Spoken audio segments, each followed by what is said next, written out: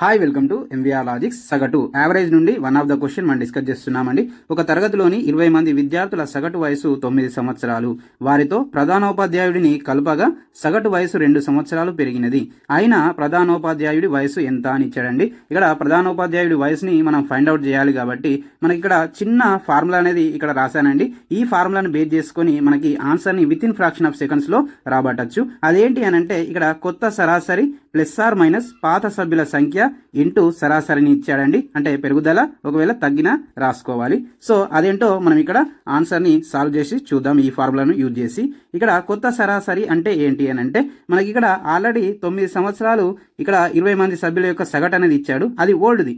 అయితే మనకి ఇక్కడ ప్రధానోపాధ్యాయుడిని కలపగా 2 సంవత్సరాలు పెరిగింది కదా, అంటే 9 + 2 ఎంత అవుతుంది అని అంటే మనకి 11 అనేది కొత్త సరాసరి అవుతుంది, న్యూ యావరేజ్ అవుతుంది. తర్వాత ఇక్కడ ప్లస్ ఆర్ మైనస్ అనేది ఇచ్చాడు. అది ఎలా రాసుకోవాలి, ప్లస్ రాసుకోవాలా మైనస్ రాసుకోవాలా అనేది చాలా వరకు డౌట్ ఉంటుంది కదా. ఇక్కడ మనకి 2 సంవత్సరాలు పెరిగింది అంటే ఇంక్రీజ్ అయితేనేమో ప్లస్ చేసుకోవాలండి, డిక్రీజ్ అయితేనేమో మైనస్ చేసుకోవాలి. ఇది ఒకటి గుర్తుపెట్టుకుంటే సరిపోతుంది. 11 ప్లస్ మనకి పాత సభ్యుల సంఖ్య అని అంటే ప్రిన్సిపాల్ని మనకి యాడ్ చేయకన్నా ముందు ఉన్నటువంటి కౌంట్ ఎంత అంటే మనకి 20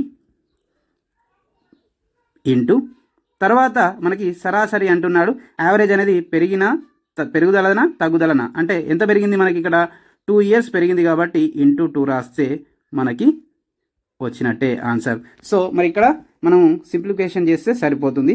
చాలా వరకు మిస్టేక్ చేస్తారు. ఏంటి అని అంటే ఇక్కడ 11 + 20 చేస్తే మనకి ఎంత వస్తుంది అని అంటే 31 ఇంటూ 2 చేస్తే మనకి ఎంత వస్తుంది అని అంటే 62 అనేది ఆన్సర్ అవుతుంది అనుకొని డైరెక్ట్ ఆప్షన్ బి అని పెట్టేస్తారు. కానీ ఇది రాంగ్ అండి. మనం చేయాల్సింది ఏంటి అని అంటే బాడ్మాస్ ఫార్ములాని యూజ్ చేసి మనం సాల్వ్ చేయాలి. కాబట్టి ఫస్ట్ ఏం చేయాలి అని అంటే ఇక్కడ ప్లస్ మల్టిప్లికేషన్ ఉంది. రెండిట్లలో ఏది తీసుకోవాలి అని అంటే మనకి ఇక్కడ మల్టిప్లికేషన్ తీసుకోవాలి. అంటే 20 × 2 ఎంత అవుతుంది అని అంటే మనకి 40 + 11 ఎంత అవుతుంది అని అంటే మనకి 51 అనేది వస్తుంది. అంటే ప్రిన్సిపాల్ యొక్క ఏజ్ ఎంత అని అంటే మనకి 51.